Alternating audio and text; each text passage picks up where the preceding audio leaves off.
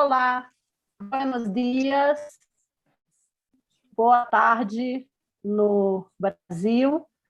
Hoy es nuestro último encuentro del curso binacional de la UNAM y de la UER, de lo contemporáneo en Latinoamérica. Y nuestra invitada es la doctora Ivone Sánchez Becerril. Ella es nuestra colega en la UNAM, es investigadora del Centro de Poética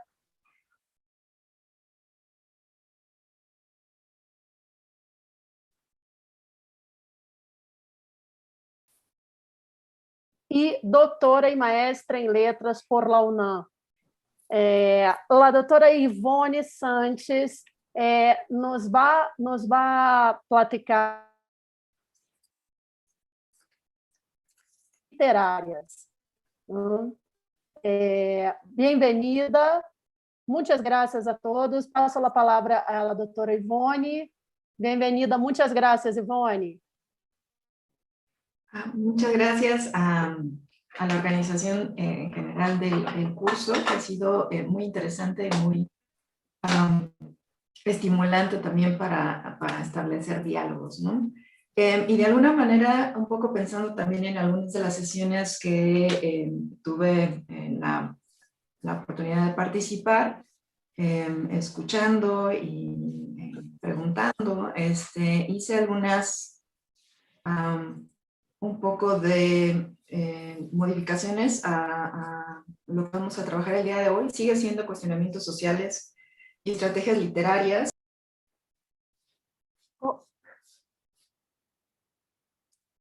Perdimos a Ivone?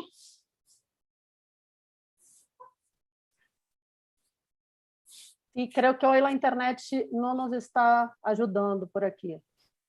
Sí. Olha, já regressou.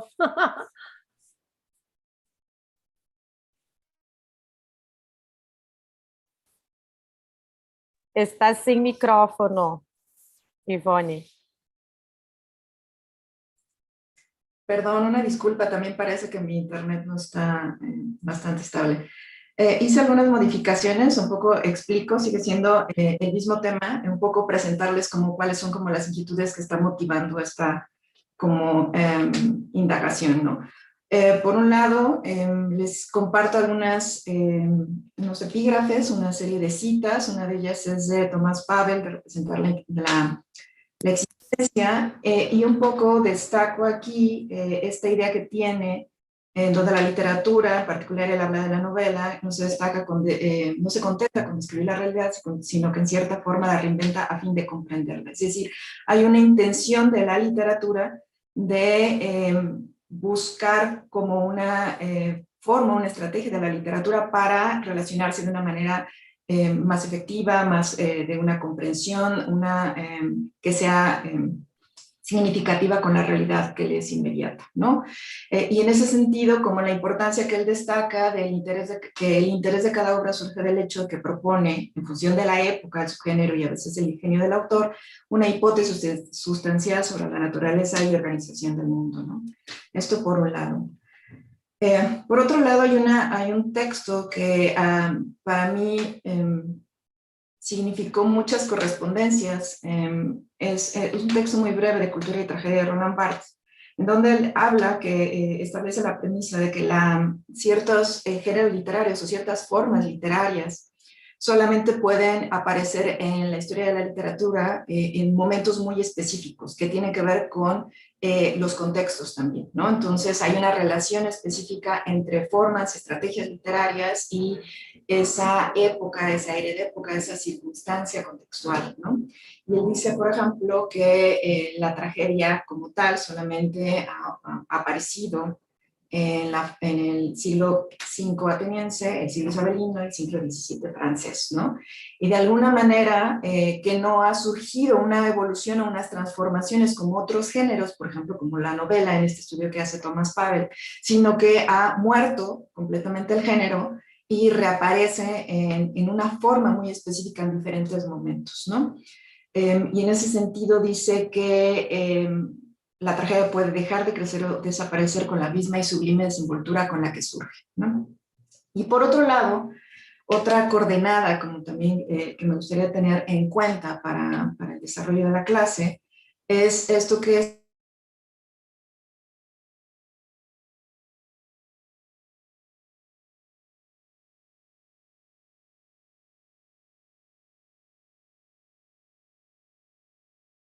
la especificidad literaria y la especificidad histórica y contextual, ¿no? Un poquito en ese sentido es que quiero iniciar también con un ejemplo mucho más concreto a lo mejor de este interés que está en mis trabajos de investigación y es en torno a la metaficción, por ejemplo, ¿no?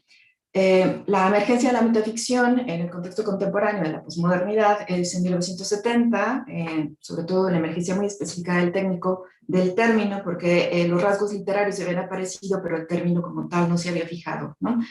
Y estaba muy asociado también con la posmodernidad.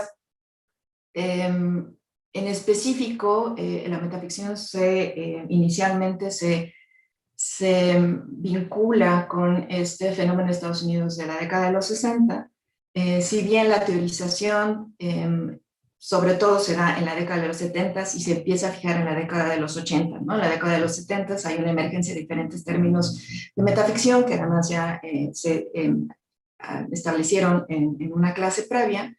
Y en los 80 se fija finalmente no solamente la predominancia del término metaficción para revisar este fenómeno literario,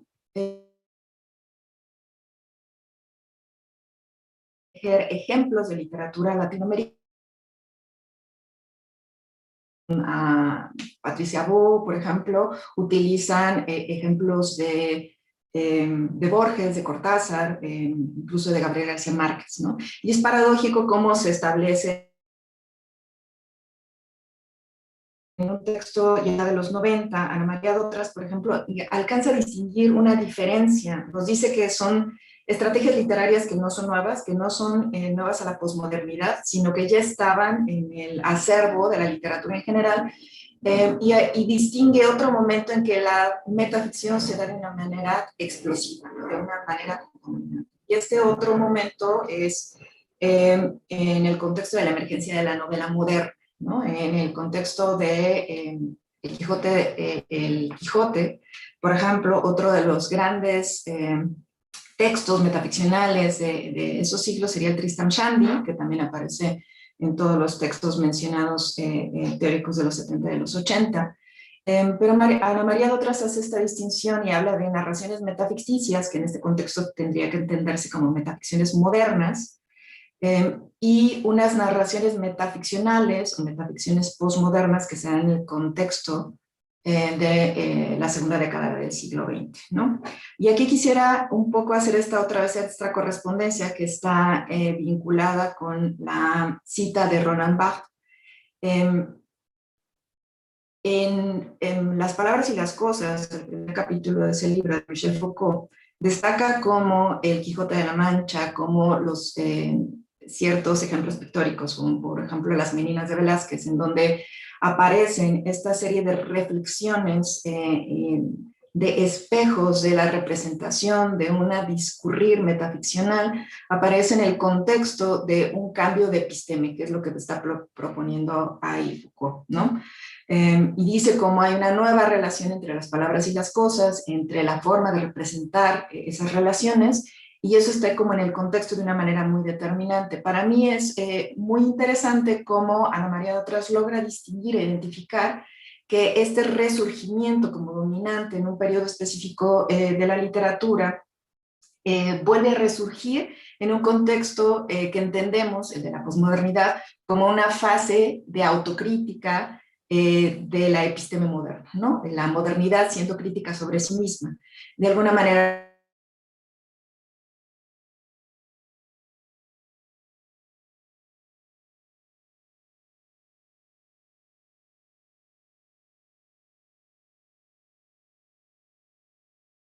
surge también muchas novelas que, aunque nunca se denominaron como dentro del campo crítico campo cultural de la isla como metaficciones, sí se aludía al mismo fenómeno. Por ejemplo, Jorge Fornet en el libro de los nuevos paradigmas un poco señala, un poco hasta cansado, diciendo que hay muchas novelas que se habla como de una novela sobre la escritura de una novela, o que se tematiza el elemento de la crítica literaria o de la escritura literaria, ¿no?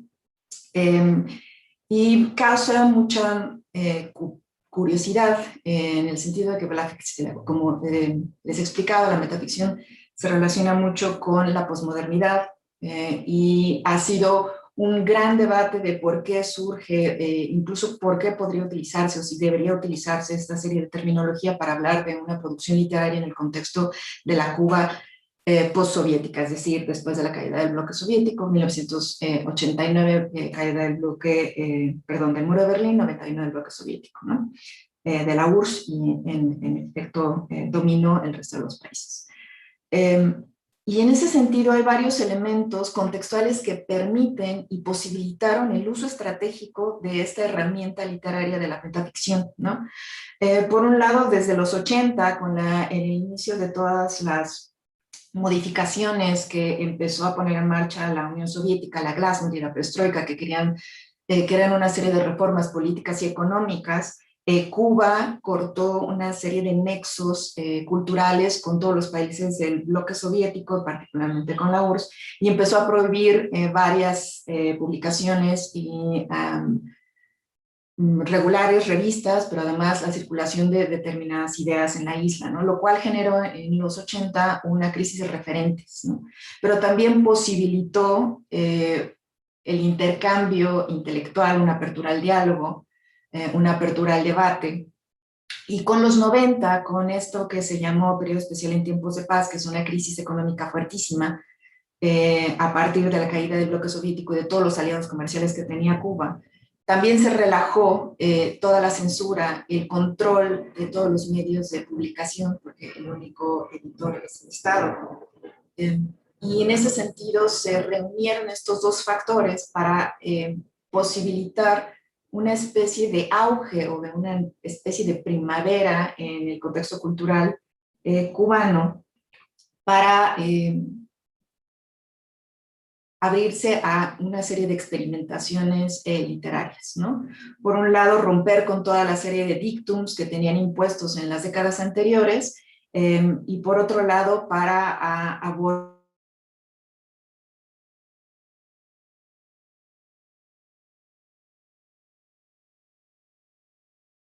censuradas o incluso tabú, ¿no? En ese sentido, hay varios escritores, varios críticos de la literatura cubana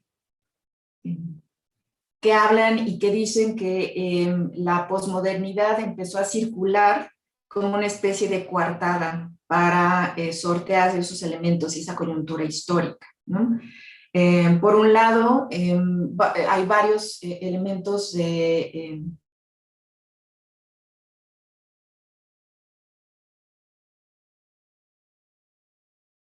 este estado post-comunista, post-socialista, y cómo se reinsertan en las lógicas y economías dominantes del mundo capitalista, el neoliberalismo, por ejemplo, y cómo hay una especie de mix de conflictuación y al mismo tiempo coexistencia de lógicas tanto socialistas como capitalistas, ¿no?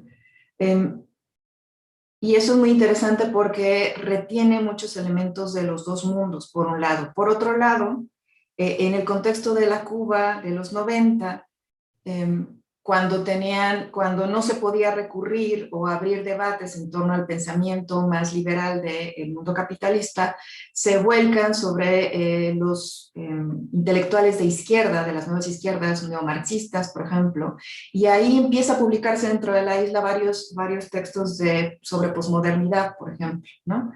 Y en esa coartada de que sigue siendo marxista y que la posmodernidad, aunque muy criticada en esos momentos, sobre todo tenía este sustrato empieza a utilizarse como un reto movilizante, dice Margarita Mateo, como una palanca de subversión, dice Iván de la Nuez, o como simplemente un elemento que propicia la reflexión, de acuerdo con Osmar Sánchez Aguilera. De alguna manera, la ficción, por ejemplo, también absorbió todos los otros géneros que estaban mucho más sujetos a la censura, por ejemplo, el ensayo, el periodismo, el testimonio y la ficción, tanto el cuento como la novela, absorbieron como todas estas funciones de estos otros géneros. Y lo que permitió dar salida a todos los cuestionamientos políticos, éticos, estéticos en la Cuba de los 90, en ese sentido fue la metaficción, ¿no? Y hay varias novelas, hay muchas novelas, tanto las más conocidas o de los escritores más conocidos fuera de la isla, por ejemplo, Leonardo Padura, Las Cuatro Estaciones, hay un elemento metaficcional que atraviesa toda la serie, y no se diga cuando Mario Conde, que es el detective, deja de trabajar para el Estado y se dedica a simplemente a la escritura, hay muchos elementos que otra vez se vuelven mucho más fuertes, incluso metaficcionales, ¿no? Pero hay otras novelas también muy importantes, por ejemplo, Las Bestias, de Ronaldo Menéndez, o Río Tibú, que están conectadas, en donde se explora de manera fundamental la metaficción para poder problematizar, por ejemplo, el devenir de la isla una vez que muera Castro, ¿no? En una novela escrita antes de la muerte de Castro. O La Sombra del Caminante de Ana Lucía Portela, en donde se utiliza la metaficción para cuestionar la imposición y modelación de subjetividades en la isla, por ejemplo, ¿no? Entonces, allí hay una forma que a mí me parece muy clara en donde están relacionadas las estrategias literarias con los cuestionamientos sociales de una manera muy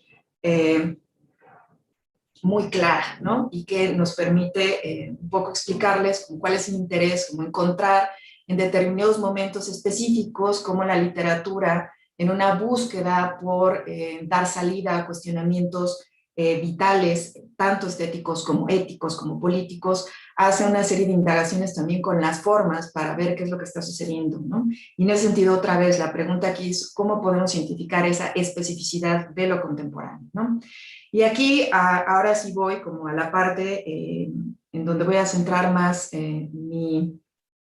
la exposición de la clase.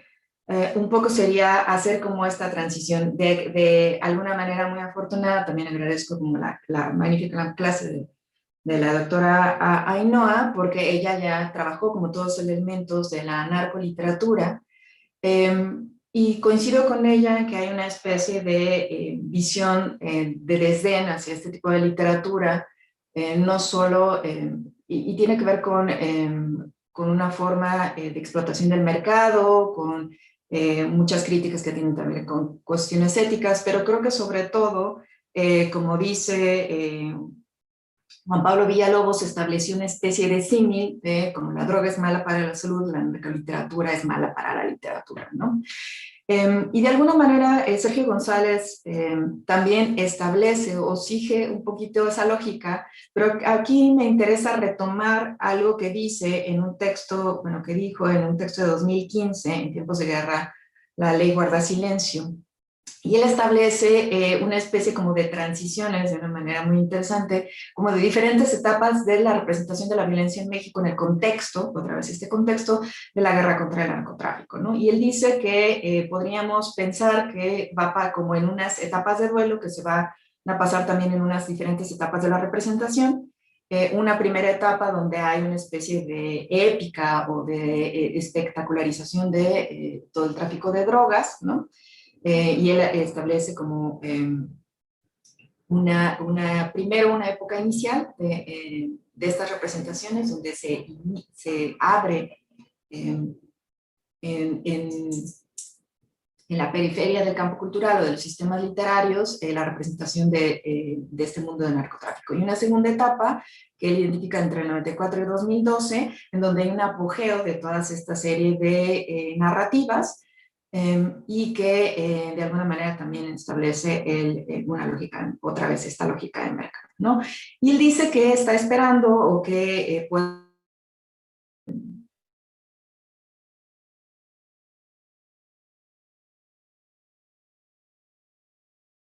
de salida de narcotráfico y que empezará a procesarse ya el duelo derivado de toda esta violencia, ¿no? Predice de una manera, o estoy de acuerdo con él en esta especie de transición o desplazamiento de repertorio, como les compartí en el texto, en uno de los textos que les invitaba a leer, porque podemos hablar primero, sobre todo en la década de Felipe Calderón, en el sexenio de Felipe Calderón, perdón, se habla de esta tendencia, de esta dominante, de una serie de ficciones del narcotráfico y sus representaciones literarias, ¿no? Y aquí yo voy a estar hablando no en los términos como género literario, como lo sea Ainhoa, sino de una manera mucho más amplia de narrativa sobre el narcotráfico, que tiene que ver con narrativas tanto artísticas como no artísticas que están predominantes en este contexto, ¿no? Y que poco a poco se desplazan a una representación ya no de ese mundo como el centro, sino ahora a una especie de representación del dolor social derivado de esa violencia de este contexto muy específico que es la guerra contra el narcotráfico, ¿no? Y de la imposición claramente de un estado de excepción y de emergencia derivado de esta guerra, ¿no? Y aquí, por ejemplo, lo que identifico es que hay obviamente se están tocando también otros temas, ya no es todos los peripecias que pasan, los sicarios, los matones, el tráfico de drogas, sino que se cambia el foco de interés ahora a trabajar sobre las víctimas. La representación de una enfermedad social, de una disolución social, de un dolor social, de una colectividad, y por otro lado, subjetividades específicas que tienen que ver con las víctimas colaterales o los daños colaterales de esta guerra contra el narcotráfico, crímenes que no se habían visibilizado como la desaparición de personas, la trata de personas, el secuestro, las derivaciones de la delincuencia organizada, por ejemplo. Pero también hay una especie de interés también en la representación de la precariedad y de la vulnerabilidad de lo que denominaremos, tomando la idea de Zygmunt Bauman, de daños colaterales de la clase marginal. Esta es una clase que no cumple una función social como a lo mejor podría ser el proletariado, ni una función económica como por ejemplo clase media y clase baja, sino que está hablando de otra formulación de clase, ¿no? Entonces aquí es una clase que está en la sociedad, pero que no es de la sociedad, que no es tomada en cuenta, que no se percibe como productiva, que no se percibe de manera positiva. Y en ese sentido, dice Bauman, el estatus de esa clase marginal, como lo sugiere su denominación, es el de emigrados internos,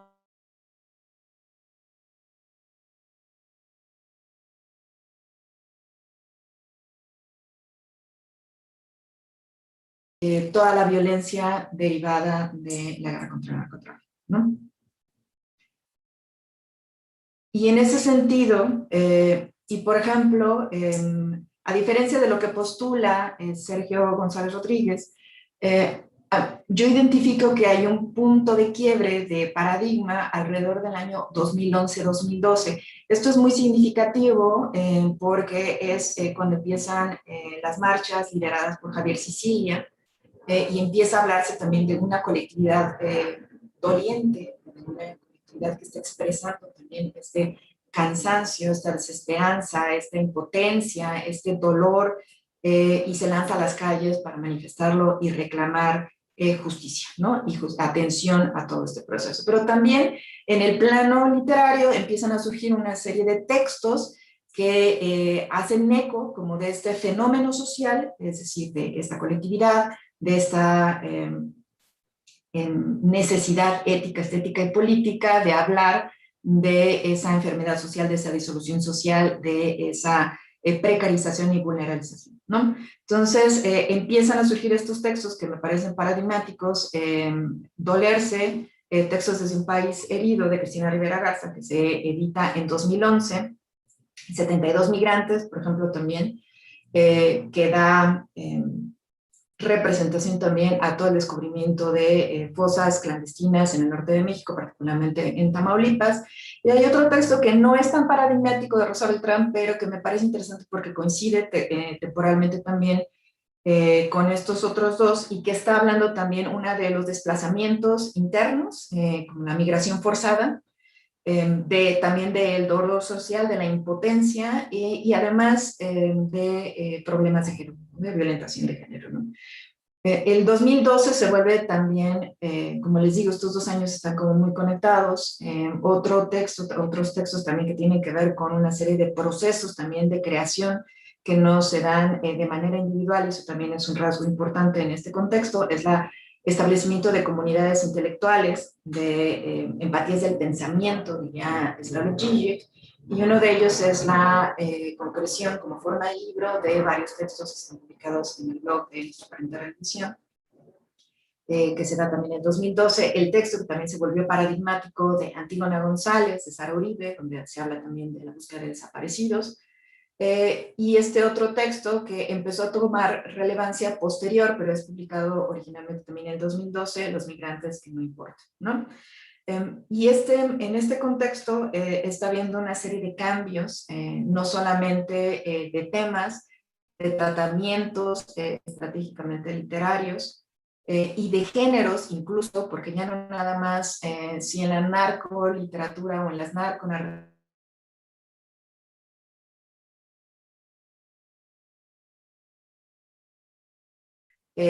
lo que podríamos retomar lo que dice Josefina Ludmer como literaturas posautónomas, o como dice Jean-Louis Dauté en el texto también que les compartí, del arte en la época de la desaparición, está hablando de una otra heteronomía también de la literatura, es decir, una fuerte relación con lo que está afuera en ese contexto, y que hay una necesidad también de incidencia, de establecer una relación con eso, ¿no?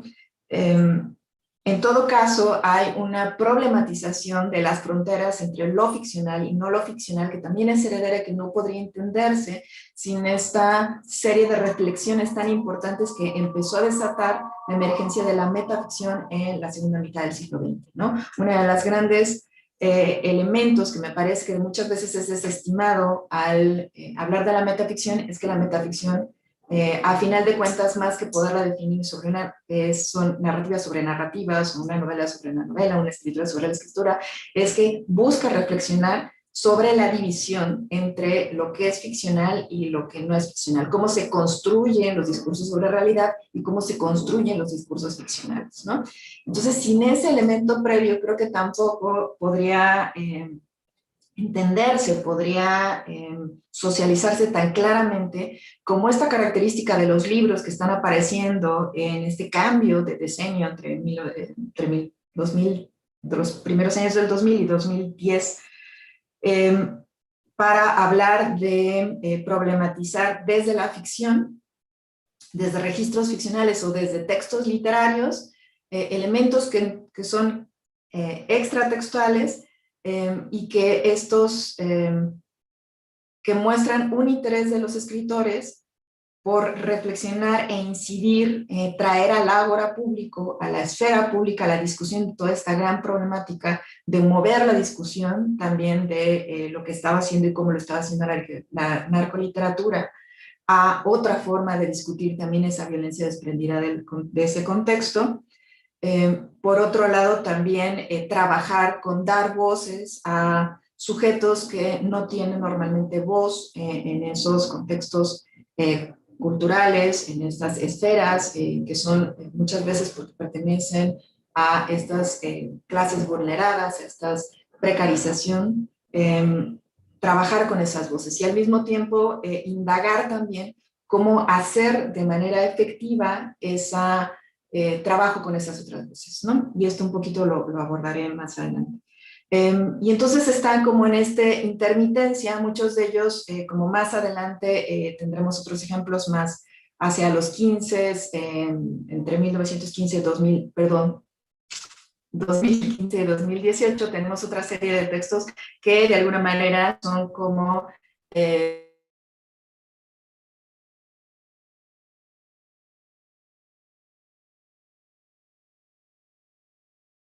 de la desaparición de los 43 normalistas de Ayotzinapa, además un texto publicado casi de inmediato de los sucesos, como hubo otros, por ejemplo, Ayotzinapa de Trino Maldonado, que fue el año siguiente, es un novelón que recupera toda la historia, donde el escritor se fue a vivir a Ayotzinapa, trabajó con los normalistas y dio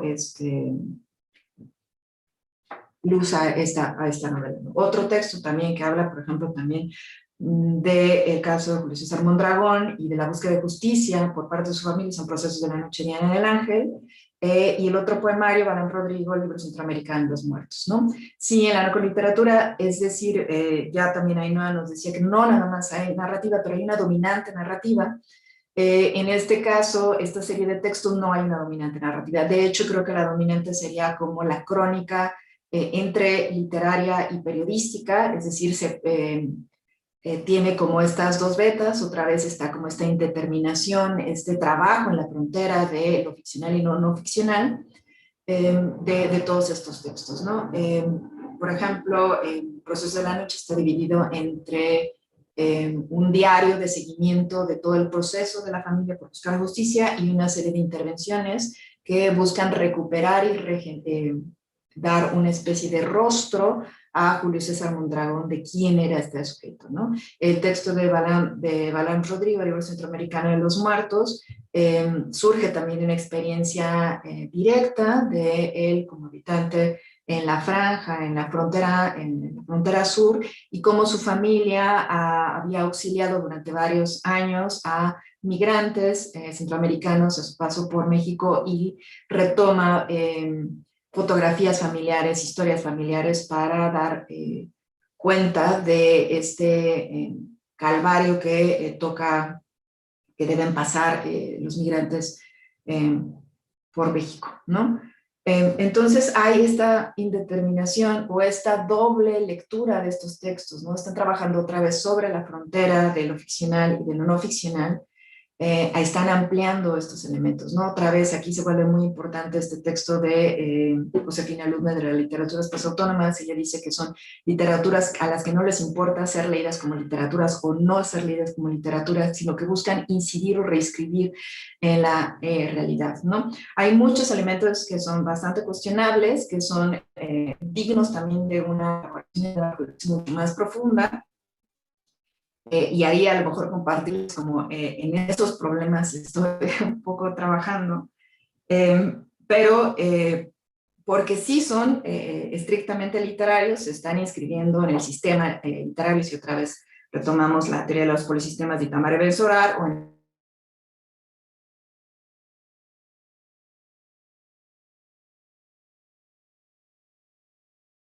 el sentido estricto de la palabra, que no son nuevos, que son además muchos de ellos reconocidos, que están validados por el sistema literario en sí. Por ejemplo, están viendo aquí que en el libro centroamericano de los muertos es el premio Bellas Artes, tiene un premio, el premio Aguascalientes 2018, Proceso de la Noche tuvo una beca de escritura creativa Aura Estrada, están siendo editados por Surplus, por Almadía, es decir, otra vez y en colecciones además que están relacionadas con la ficción, no están dentro de ensayos periodísticos, no están en no ficción, sino que están en la parte de literatura. Entonces, están como abrevando esos dos elementos, están intentando reincidir en la realidad de una manera otra vez ética y política, es desde una búsqueda estética, y eso es lo que me parece como interesante como en estos textos y lo que vengo como a plantearles y comentarles, ¿no?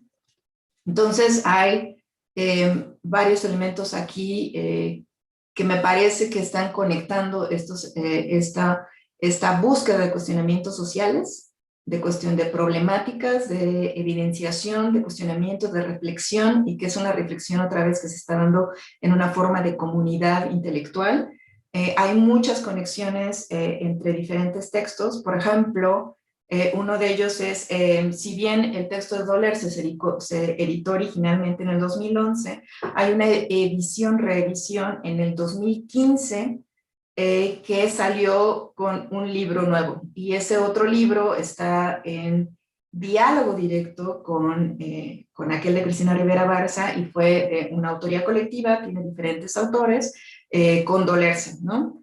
Y en una explicación, uno de los autores, Roberto Cruz Aquizábal, nos dice que hay un cambio también de intención en la edición de este libro.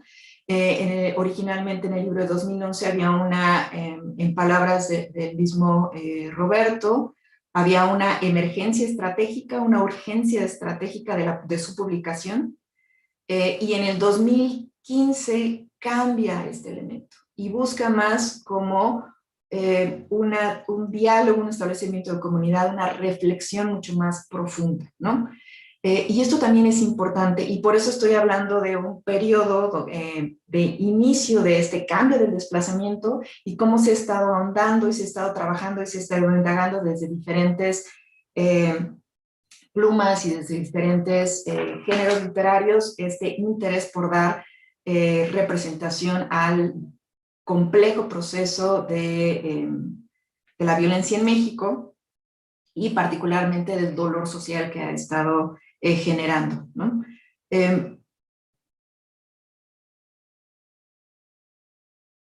Y en ese sentido se hace también una problematización incluso como de lo que conllevaba toda esa guerra. Una de estas narrativas que se estaban imponiendo para entenderla, por ejemplo, Osvaldo Zavala en Los carteles no existen, pone mucha atención sobre eso, como algunas narconarrativas literarias habían repetido los discursos oficiales sobre quién era el enemigo, cuando no nada más Osvaldo Zavala, sino que ha sido una apreciación y una preocupación general de varios estudiosos, filósofos, por ejemplo, Rita Segato en sus estudios sobre los feminicidios en Ciudad Juárez, o por ejemplo en Adriana Caballero sobre horrorismo, están haciendo y apuntando sobre que las guerras contemporáneas no comparten como las mismas características de otras guerras del siglo XX.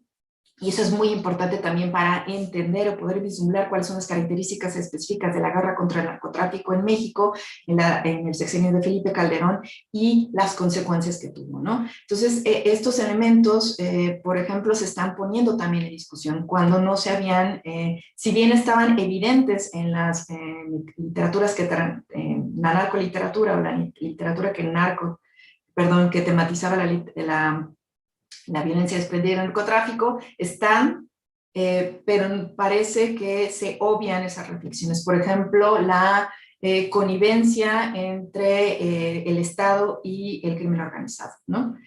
Aparecen siempre policías corruptos, aparecen políticos infiltrados, pero parece un elemento marginal.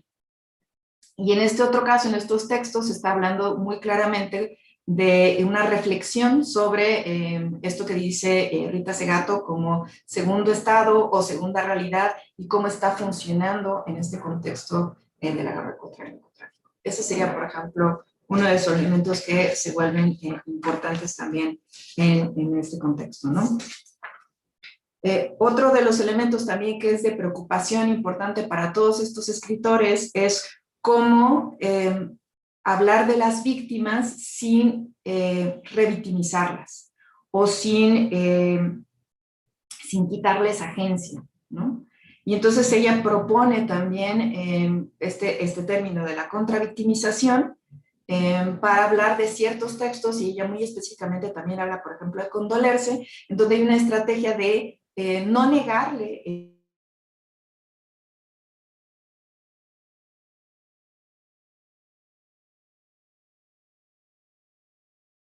de este tratamiento ético y estético.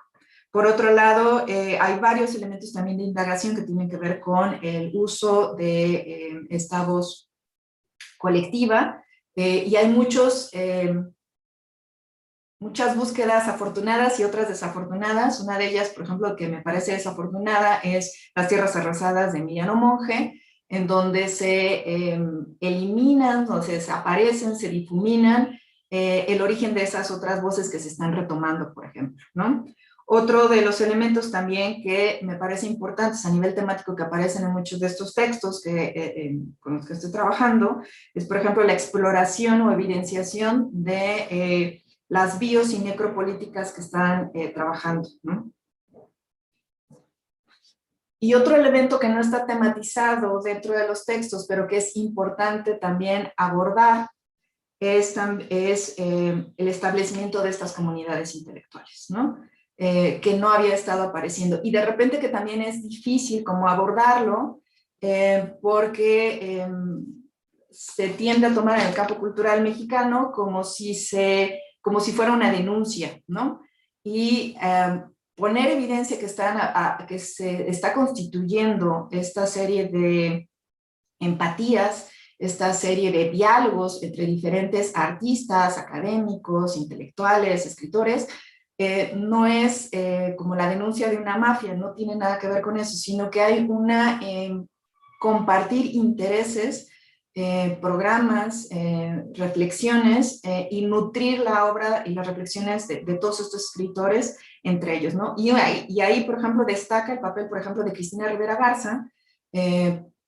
Un ejemplo clarísimo es cómo ella también interviene en la reformulación y reescritura del texto original de Antígona González, ¿no?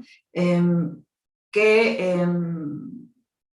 en un primer momento Sara Uribe escribe para una puesta en escena de un unipersonal y que Cristina lo lee, hace una serie de recomendaciones, de lecturas, hay una especie de debate, de diálogo entre las dos autoras y que genera este último producto literario, ¿no?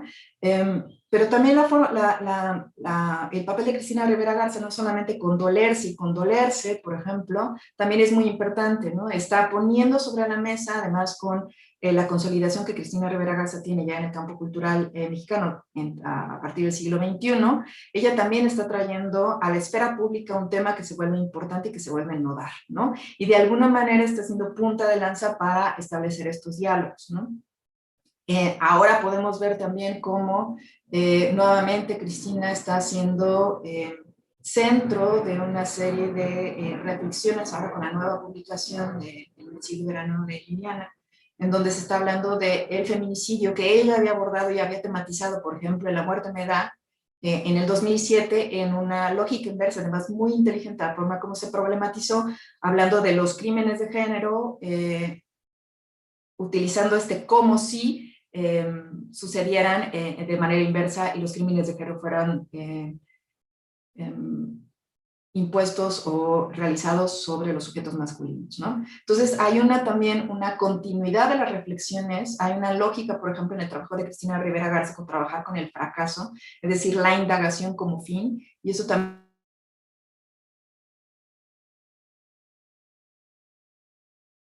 de la estética de la desaparición, de estar trabajando con la indagación en sí, con la búsqueda, con la reflexión, con el discurrir del pensamiento, más que con la finalidad porque se vuelve imposible, ¿no? Una de las cosas también que dice Jean-Louis Diotet es que en este contexto de estas guerras, de esta serie de contextos, de las desapariciones, de la impunidad, es que se vuelve evidente que ese fin último está problematizado, ¿no? Y en ese que está eliminado incluso de la ecuación, y eso también es importante situarlo e identificarlo en los textos literarios, ¿no? Y estos son algunos de los elementos que aparecen temáticos en estos textos, pero otra vez reitero o reafirmo estos elementos que son como específicos de estrategias literarias, como esta situación o esta escritura en las fronteras entre lo ficcional y no lo ficcional, esta implosión o juego genérico también en los textos literarios, o sea, desde la multimodalidad, que también ya explicaba Armando Velázquez, o la escritura conceptual, si se quiere trabajar desde esa manera, o la intermedialidad en muchos otros textos, con la citación o la intertextualidad muy fuerte de textos tanto literarios como textos no literarios, y también como la problematización genérica en sí, esto que les decía que si son a veces cómo las abordamos, si son postficción o si son críticas, son crónicas literarias o si son novelas, siempre está también como en juego o en problematización ese elemento. Y hay un gran acento en el cuidado por la palabra, ¿no? Y en ese aspecto hay mucho énfasis en cómo se está representando la muerte, ¿sí? En el texto de Fiesta en la Madriguera de Juan Pablo Villalobos, por ejemplo, este niño, Toshli, está obsesionado con la producción de muertos, ¿no? Y ahí es interesante, por ejemplo, cómo Villalobos está trabajando con la producción de muertos, con la palabra, ¿no? No está matando a alguien, se están produciendo muertos. Y eso es muy importante, cómo están esta serie de reflexiones a partir del lenguaje, ¿no? En la transmigración de los cuerpos, por ejemplo, de Yuri Herrera, hay mucha atención y mucha denuncia sobre la falta de respeto que se tiene con los cuerpos inermes, ¿no? En esta novela hay un intercambio de rehenes que son cuerpos exánimes de dos familias que son rivales, y el personaje de la Paqueque, que su labor además es como de intervenir, de mediación de la palabra y hacer las negociaciones entre estos intercambios, otra vez el cuidado de la palabra de una manera estratégica, pero también en este cuidar la palabra también está dentro de la preocupación de Yuri Herrera a lo largo de toda la narración, es decir, se habla de cómo se trata a uno de los muertos, en este caso la Muñe, cómo se busca impedir que se profane y que se tenga una serie de desestimaciones o de y se le restituyen, ¿no? Y esto es un elemento también muy interesante que también aparece como preocupación y como denuncia en el horrorismo de Adriana Cabarero, ¿no? Ella dice que hay una ofensa al cuerpo vulnerable, ¿no? Y esto también otra vez aparece aquí en la literatura mexicana de una manera muy específica, ¿no? Entonces hay una preocupación por cómo se habla de la muerte, de los cadáveres, eso es importantísimo. Otro de los elementos que me parece identificar es también que se habla del sufrimiento o de la víctima colateral, que son los vivos, ¿no? Hay una frase que me gusta recuperar de una novela que se llama, se me fue ahorita, de Usigli, Ensayo de un crimen. En el ensayo de un crimen, Usigli habla de, es un hombre que se ha quedado solo en su familia y dice que hay un poema que reza que solo se quedan los muertos, pero él lo revierte y dice que solo se quedan los vivos, ¿no? Y entonces en este dolor, en esta imposibilidad de duelo con los desaparecidos o en este duelo que tienen que pasar las personas que recuperan los cuerpos, como daños colaterales, como asesinatos políticos, como de alguna manera, es también este dolor social que está impuesto en las subjetividades, ¿no? Y entonces es también la representación del dolor de los vivos que está siendo tematizado y puesto en un foco muy importante en la representación de estos textos, ¿no? Otro de los elementos que me parece también identificar es la cuestión de hablar como de dislocamientos o de desplazamientos, sujetos fuera de sí. No nada más físicamente, como este ejemplo que les decía del texto de Efectos Secundarios de Rosa Beltrán, donde se habla de estas caravanas de la paz como también como migraciones políticas, como migraciones de dolor, sino también toda la desaparición y movilizaciones, migraciones forzadas por la violencia en ciertos pueblos o en ciertos estados y que han reconstituido, han obligado a reconstituir el tejido social. No solo abandonar ciertos lugares que son estratégicos para el crimen organizado, sino que ha hecho también, por ejemplo, una especie de puntos ciegos de la violencia, ¿no? Como se ha concebido a la Ciudad de México como una especie de sitio de tregua. Y no quiere decir que no ocurra narcotráfico aquí, sino que hay un pacto todavía político por mantener esos niveles de violencia, ¿no? Que no sucede en otros espacios. Entonces hay una serie de desplazamientos, movimientos migratorios que no solamente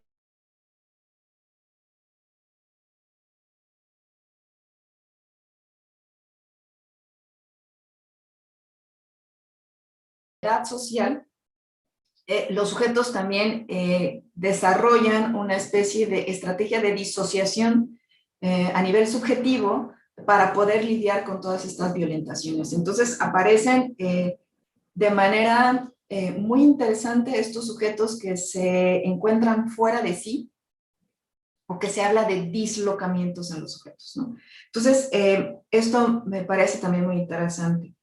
Otro de los elementos es cómo se impone en esta lógica de la impunidad y en esta lógica de la impotencia, a veces una lógica del absurdo, y una lógica del absurdo que no tiene que ver con el sinsentido de Lewis Carroll o con el absurdo de Camus, sino con que la realidad se maneja como una especie de absurdos, ¿no? O de una lógica ilógica, ¿no? Un ejemplo muy claro de esto es cuando Diana del Ángel en Procesos de la Noche comenta y reflexiona sobre la Ley General de Víctimas en México y plantea cómo es imposible cumplir con lo que está establecido por el libro, porque no se puede hacer una resustitución, porque no se puede devolver al punto original, porque cómo se establece una compensación que de real, que sea justa, que sea incluso ética y políticamente posible, ¿no? Y entonces hay además esta lógica ilógica en donde las leyes están trabajando en un plano de lo ideal, pero en la concreción los sujetos específicos están lidiando con ser constantemente expulsados de la posibilidad incluso de pedir justicia, ¿no? Entonces, estas son algunas de las preocupaciones con las que vengo lidiando en estos textos. Estos son algunas elementos sacados de un proceso de investigación con el que tengo ya trabajando 3 años. Debo confesar que hay muchas cosas todavía que están asaltándome desde diferentes perspectivas, pero creo que me parece que han estado también un poco desatendidas como fenómeno dominante, ¿no? Es decir, ha sido muy claro el estudio de la narcoliteratura, ha sido muy claro el estudio separado de textos de Cristina Rivera Garza o de Antígona González o de 100 libros centroamericanos de los muertos, pero no se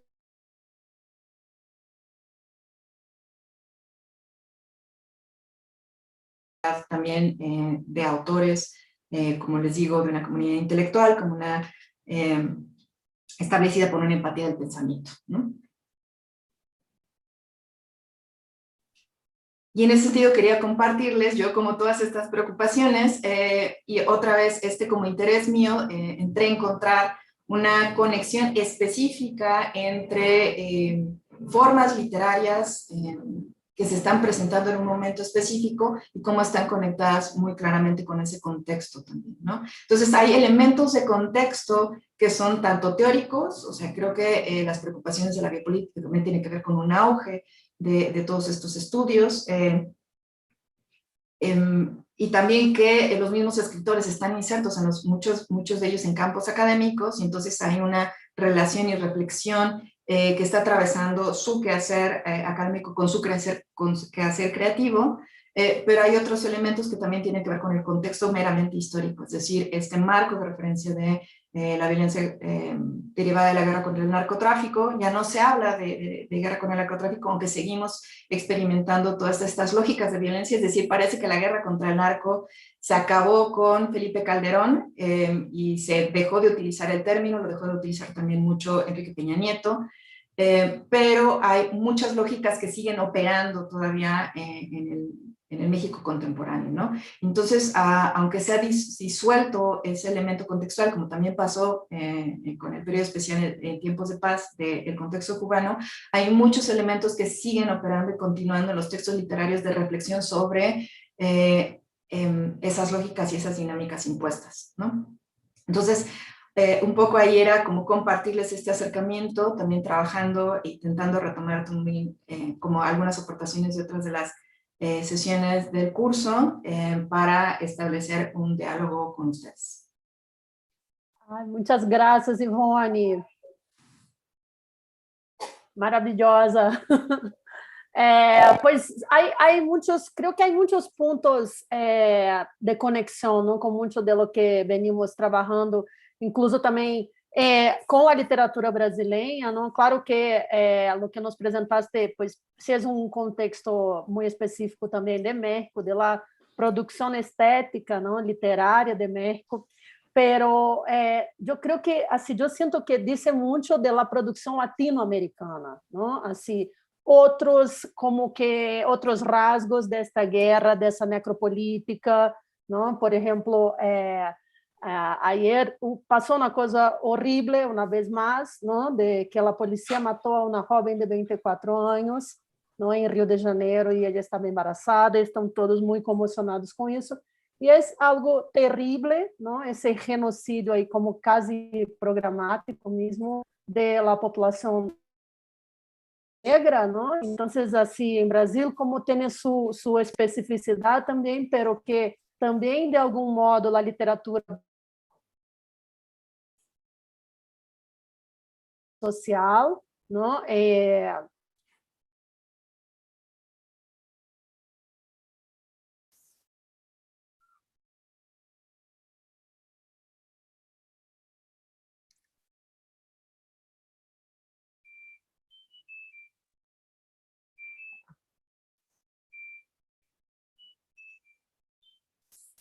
Hola, creo que Cláudia Creo que se cortó. se cortó, sí. Sí. Intentando retomar a Claudia. Pero sí, está muy mala la internet hoy, no está ahí colaborando. Pero voy a apagar la cámara, a ver si así me puedes escuchar. Pero me interesó mucho uno de los textos que nos recomendaste, que es el del Jean-Louis Deoté. Yo no lo conocía, no conocía el diálogo que ele propone con el pensamiento de Rancière.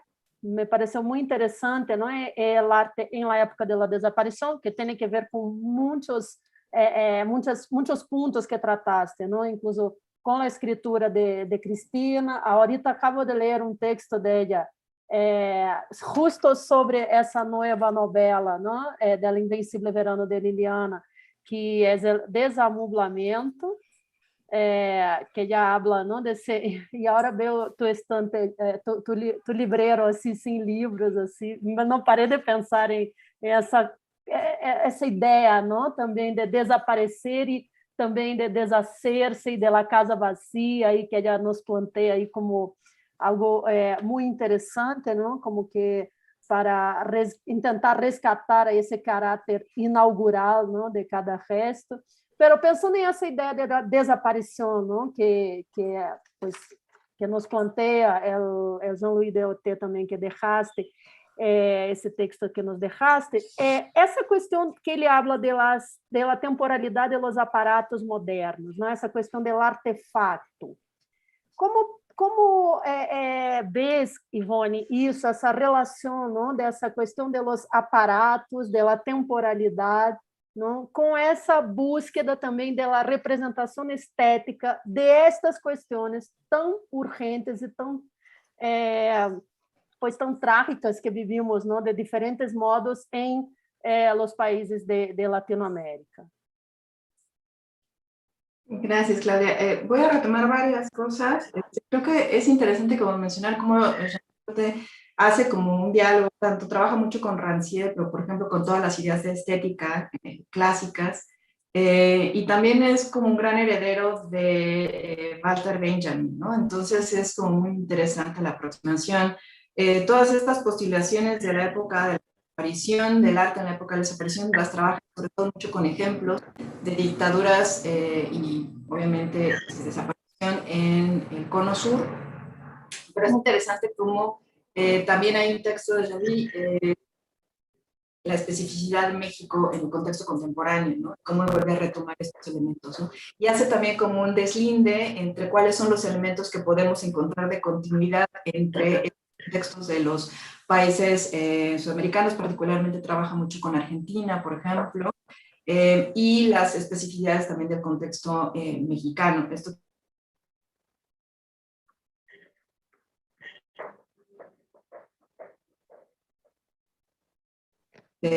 como tú dices, el arte de los artefactos, y él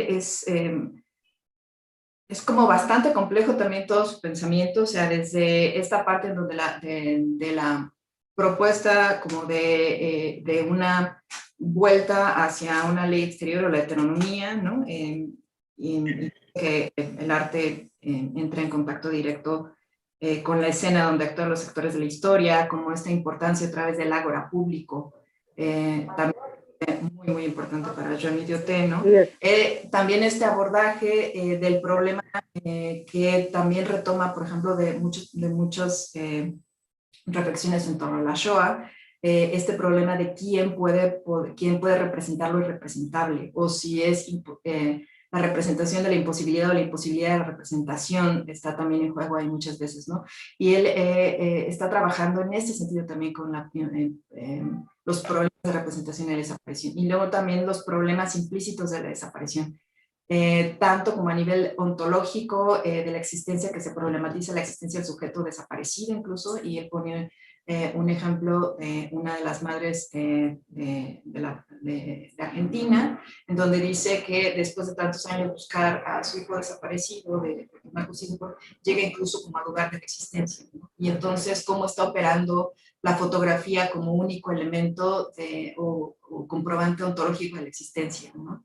Y cómo está operando también y trabajando estas fotografías que ya no tienen tampoco soporte material, sino soporte electrónico, y cómo está también funcionando esto, ¿no? Entonces hay un problema muy profundo que le está planteando específicamente como en el fenómeno de la desaparición en sí, porque no hay cuerpo del delito, porque entonces no se persigue, porque entonces no se puede buscar justicia, hay una serie de problemas ahí que tienen que ver con la cuestión de la legalidad, hay una serie de problemas que tienen que ver con el estatuto ontológico, y luego con el problema de la representación también de esa desaparición, ¿no? Porque no se puede dar cuenta de la desaparición en sí. Entonces también genera una serie de problemas estéticos ahí y de problemas de representación, ¿no? Incluso. Y en ese sentido él plantea cómo estos surgimientos o el arte en esos contextos está buscando de manera estratégica también cómo dar voz o dar salida a esas representaciones, ¿no? Y por eso él habla como de estos escritores también que inciden en la esfera pública, pero al mismo tiempo en una condición un poco paradójica, porque esa esfera pública de la literatura también tiene como otra.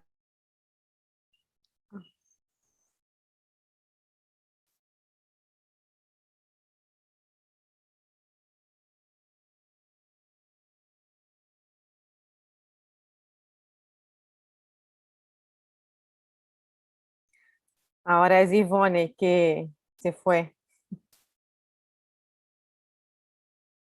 El desaparecido tampoco puede ser un héroe, tampoco puede ser un mártir, porque otra vez no tenemos este elemento del haber corpus, ¿no? E incluso aquí otra vez surge o emerge también la importancia de las corporalidades. Otro de los puntos que ha incidido en el pensamiento de las preocupaciones, como aquí la corporalidad se vuelve como central en todas estas reflexiones. Y por otro lado, como todos los problemas que tienen que ver con la representación, en los contextos contemporáneos, como la cuestión de los medios, como les decía con esta parte o el ejemplo de la fotografía, también las formas que está tomando el arte contemporáneo y los artefactos con los que está trabajando, ¿no? Y en ese sentido hay también una reflexión que no aparece tanto a lo mejor en estos textos, entre este arte, este tecné, este artefacto y esta serie de continuidades para que problematizan la representación, ¿no? Ivone, me gustó muchísimo tu charla. Voy a hablar em português, que é melhor. Gostei muito da sua fala, mas para nós talvez não tenhamos podido ouvi-la tão bem, porque a internet não tá tão bem hoje. Então cortou em algumas vezes, né? Tanto a sua fala como da Cláudia. E aí eu queria tentar retomar uma coisa que você falou ainda lá no início. Primeiro, dizer que foi uma surpresa muito interessante para mim, muito agradável, você ter começado a sua fala pensando metaficção em Cuba, Por quê? Porque nós tivemos uma conferência sobre a metaficção, mas nós sempre, quando pensamos Cuba, pensamos imediatamente em literatura como representação e, inclusive, representação social muito fortemente por causa da Casa das Américas, o prêmio Casa das Américas, e por todas as questões políticas que envolvem, né, a produção artística e literária em Cuba. Mas ao tocar isso, né, trazer para a gente pensar a metaficção justamente em Cuba, eu acho que você toca numa questão bastante séria e interessante para nós pesquisadores da literatura hoje, que me parece que ainda tem uma cisão que a gente não consegue ultrapassar, né, que é a de uma literatura mais voltada para as questões sociais, totalmente separada de uma literatura mais voltada para as questões estéticas, como se nós sempre tivéssemos esse binarismo, digamos, em atuação na produção literária, né, não só brasileira, ou só mexicana, ou só latino-americana, mas como se apesar de todo o trabalho teórico que se faz para pensar para além de qualquer binarismo, como se ele se incrustasse de alguma maneira, sempre nos provocando, né? E ainda que a Josefina Ludmer tenha feito esse texto tão provocador das literaturas pós-autônomas, justamente nos chamando a atenção para o fato de podermos ler, enquanto críticos, toda a literatura e tudo aquilo que até, digamos, os anos 80 não era chamado de literatura, ou até os anos 2000 não era pensado como literatura, nessa separação, nessa cisão, uma coisa é literatura e outra coisa é outra coisa, né? Estudos sociais ou alguma coisa assim, enfim, memória, documento, testemunho, não? Ela força para a gente desfazer, então, essa cisão, trazendo para a literatura aquilo que poderia não ser visto como literatura, né? Mas, ainda assim, me parece que perdura isso de uma literatura mais voltada a um pensamento sobre a estética, sobre a linguagem, e uma outra mais sobre a representação e o questionamento, né, social, ou do social, das questões sociais que trazemos, né? E isso no curso também ficou evidente, de alguma maneira, nas nossas falas. E hoje você acho que faz um trabalho justamente de tentar implodir um pouco isso, nos fazendo pensar justamente na existência de uma metaficção forte, né, em Cuba, e esse pensamento, quer dizer, essa questão de um experimentalismo estético também nessa literatura, digamos, que tenta representar as questões do narcotráfico e etc. Mas, no começo da sua exposição sobre a narrativa do tráfico, você usou justamente essa expressão, né? Que na narrativa do tráfico nós teríamos algumas obras artísticas e outras não artísticas. E aí eu queria te perguntar um pouco sobre isso, né? O que você está pensando quando você faz essa separação, né? Se tem a ver justamente com essa ideia de testemunho, de documento, de algo produzido enquanto crítica ou outra coisa, né? Que aí você colocaria no campo do não artístico, em oposição a aquilo que seria o romance ou a ficção, que seria o artístico. Se você pudesse falar um pouco sobre isso, seria interessante para mim mesmo, para as minhas questões em torno disso que eu acho que é central para pensar as linhas de força da literatura contemporânea. Gracias. Creo que voy a retomar varias cosas. Creo que empezaba también yo con este ejemplo de la metaficción en Cuba, porque como tú dices, la metaficción...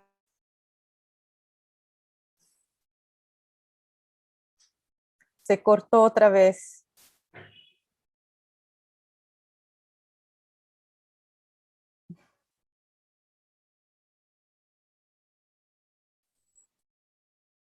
Creo que no sé quitar la cámara, a ver si por lo menos es posible ahí escucharte.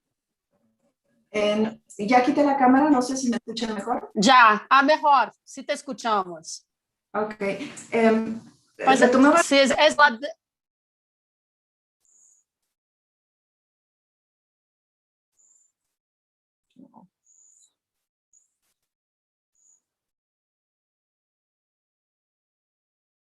¿no?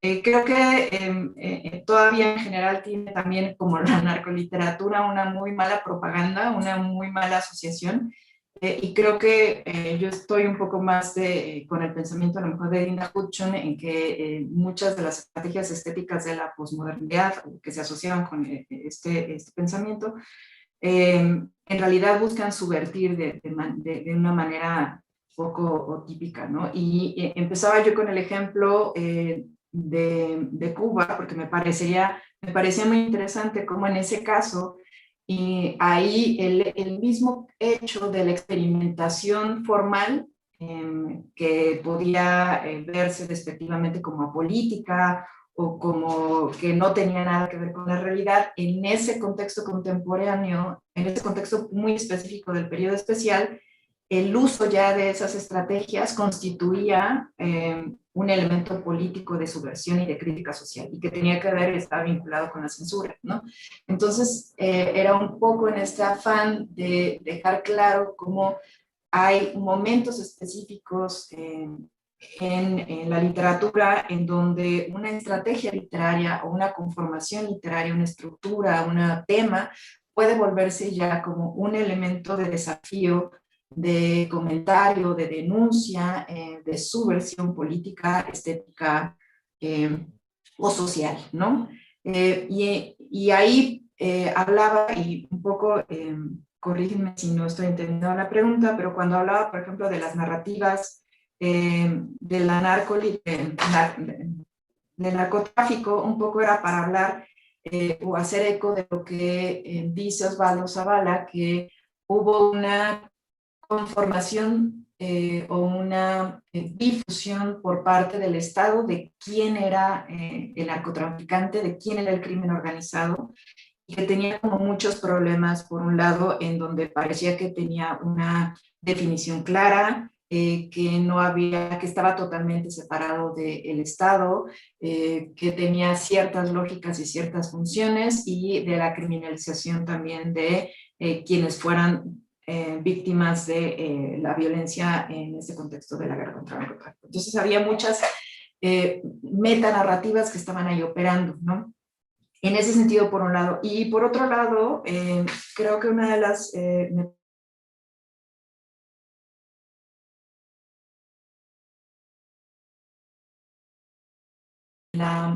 el desdén con que se vio a la narcoliteratura es que se le concibió solamente como un fenómeno de mercado y como si hubiera sido el gran negocio editorial, cuando en realidad los libros más vendidos sobre el fenómeno del narcotráfico fueron crónicas periodísticas o libros de reportajes periodísticos o libros de investigación periodística, ¿no?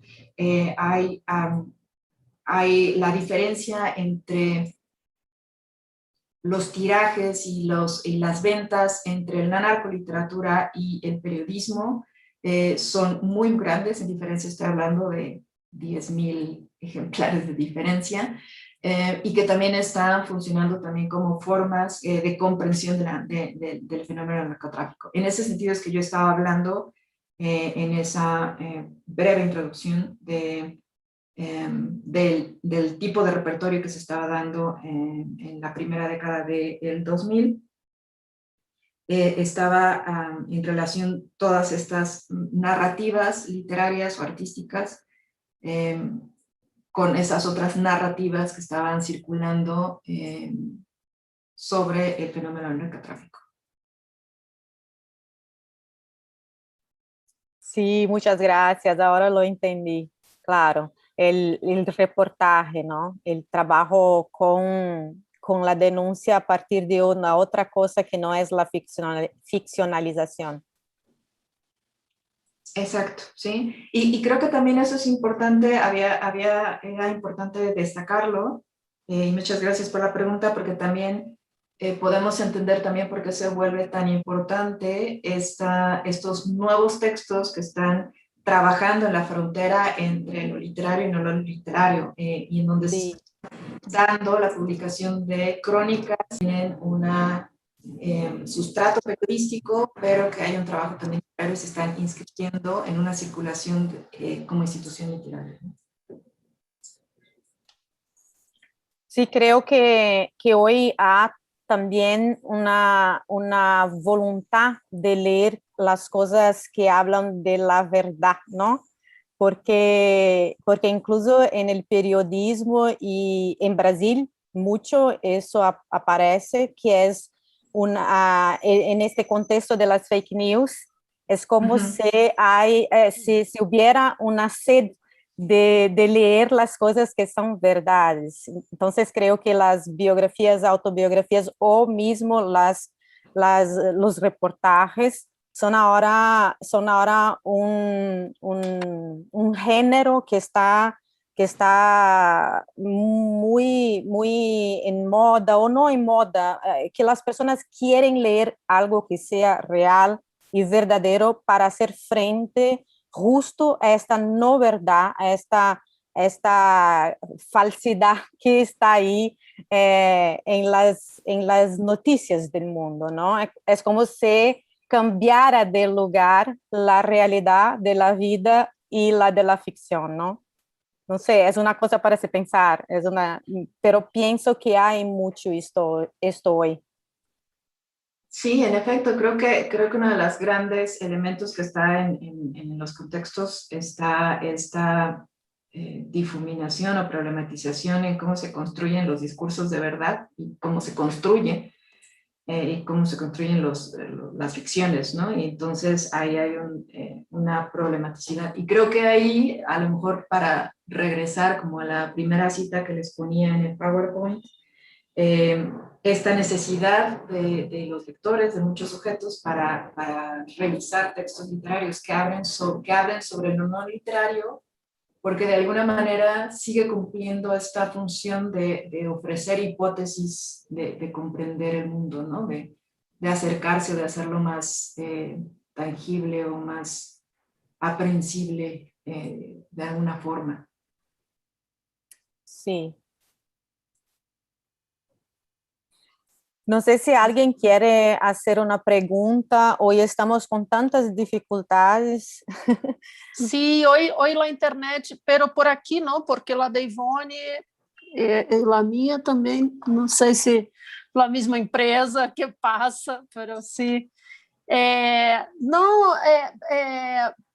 assim, me pareceu como que um cierre, não, muito potente, não, que nos vai deixar assim como um caminho muito fértil para reflexões, pues, sobre tudo isso que hemos venido tratando, não, em las sessões anteriores. É como foi muito bueno oírte, Ivone, e seguro isso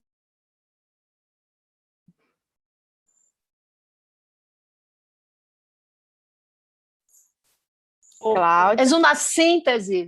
Sim, sim, sim, nos Sí, escuta. sí, ahora Sí, sí. como uma síntese e uma apertura para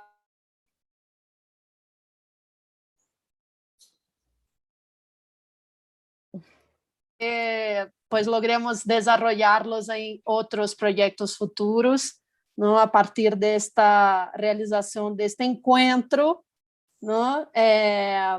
Entre el Instituto de Letras de UERJ y la Facultad de Filosofía y Letras de la UNAM. Pues me gustaría mucho agradecer a ti, Ivone, ¿no? por tu presentación, por tu conferencia. Agradecer muito a la doutora Naira Naya, ¿no? E a Ieda Magri por la organização deste encontro, a todas e a todos que pues estiveram aqui com nós outros, nos assistindo, participando das discussões. Muitíssimas graças. E pues passo a palavra a la doutora Naira Naya e a la doutora Ieda Magri para nossa clausura, ¿no? de nuestro curso binacional. Muchas gracias. Também quero agradecer muitíssimo, especialmente a Naira Naya, que acolheu, né, essa proposta minha de Cláudia, que tínhamos vontade de fazer algo juntas há bastante tempo, né? e batemos em muitas portas na UNAM, e quando chegamos na Nair, ela disse, não, vamos fazer esse curso, e fez o possível para que ele se tornasse mesmo realidade para nós. Então, te agradeço muito, Nair, por essa acolhida e por ter feito possível, né, materialmente, que esse curso acontecesse, né? Eu acho que aprendi muito com todas as conferências, todas muito interessantes, muito boas, inclusive foi bom conhecer melhor, mais de perto, os trabalhos dos meus colegas da UERJ, e de todos, né, também da UNAM, o da própria Cláudia, dos desenvolvimentos, né, que foram tendo nesses últimos anos, a da Nair também, conhecer mais de perto seu trabalho. Eu também, como a Cláudia, acho que foi um pouco uma pílula, um começo, assim, para dar vontade de a gente se conhecer melhor. Eu nunca tinha ouvido falar do gênero de narcoliteratura, então, para mim, foi uma coisa muito nova e muito interessante, me abriu muitas questões. A fala hoje de Ivone também, eu acho que, também como a Cláudia falou, foi muito bom, né, como fechamento, Ivone, porque você acabou recolhendo, né, questões que ficaram pululando durante todo o nosso curso, né, nesses 10 encontros. Então, muito obrigada, Cláudia, pela parceria, Naira Naia, e institucionalmente, né, enquanto pessoa mesmo que nos recebeu, mas também enquanto representante da Faculdade de Filosofia e Letras da UNAM. Eu peço desculpas por a nossa diretora não estar aqui para agradecer também pelo ILE, mas eu fiz o convite um pouco em cima da hora a ela, e hoje tinha o conselho, né, departamental, que é um conselho que não daria para mudar em cima da hora. Então, peço desculpas por isso, mas espero que a gente possa fazer um próximo encontro mais institucional, Nair, também com então, a nossa diretora Janaína, para a gente continuar essa parceria e pensar na promoção de outras coisas interessantes que nos aproximem, que aproximem as nossas pesquisas. Muito obrigada. Muchas gracias, Yeda. No, yo también estoy muy contenta por el curso. Al principio no sabíamos muy bien cómo iba a funcionar, pero ahora hemos visto que estas herramientas y estas plataformas nos permiten tener este vínculo con otras instituciones, y nos alegra mucho haberlo podido hacer con ustedes. Creo que justamente compartir los temas que estamos trabajando y ver que hay tanto en común en temas que no son afines, nos deja pensando que esto no puede terminar, ¿no? Que siempre debemos procurar continuar con este tipo de intercambio académico. Entonces, también me da muchísimo gusto. También agradezco a Claudia y a ti el entusiasmo por organizarlo y por mantenerse ahí, porque yo no siempre podía estar en las sesiones. Estoy un poco como tu directora, también me toca estar saliendo a estas reuniones de consejos y comisiones y comités que no se pueden cambiar, pero lo que me tocó ir lo disfruté mucho, y algunos los estuve oyendo y viendo ya después de la sesión. Aprendí mucho también, entonces espero que la colaboración siga. También me da mucho gusto la participación tanto de un público brasileño como de nuestros alumnos de la facultad en el marco de la cátedra Guimarães Rosa. Entonces, pues muchísimas gracias. De alguna forma clausuramos la cátedra, aunque seguiremos todavía con una sesión con el curso para los estudiantes de la facultad, y que se repita esto. Muchas felicidades. Bueno. Exato, bueno. Muchas gracias. Quiero decir una cosa más porque tenemos también Natalia Natalino e Daniel, Daniel Bittencourt, que estão aqui com a gente todo o curso. Obrigada, Natália. O Daniel está lá no YouTube. Fizeram um trabalho maravilhoso durante todas as nossas sessões, né? Também, digamos, em contato direto com os inscritos, mandando e-mails, e agora estamos sendo certificados, então essa última coisa mais técnica, Natália e Daniel vão enviar os certificados para todos que tiveram 70% de acompanhamento do curso por e-mail, então fiquem tranquilos, mas qualquer coisa vocês podem sempre escrever para a gente, com as dúvidas que tiverem, que a gente vai ficando em contato. Então, obrigada pelo trabalho, Natália, obrigada, Daniel, e obrigada a todos que se inscreveram e acompanharam o curso. Muito obrigada. Obrigada, Natália e Daniel, por todo esse trabalho durante esses meses. Gracias. Obrigada. Tchau.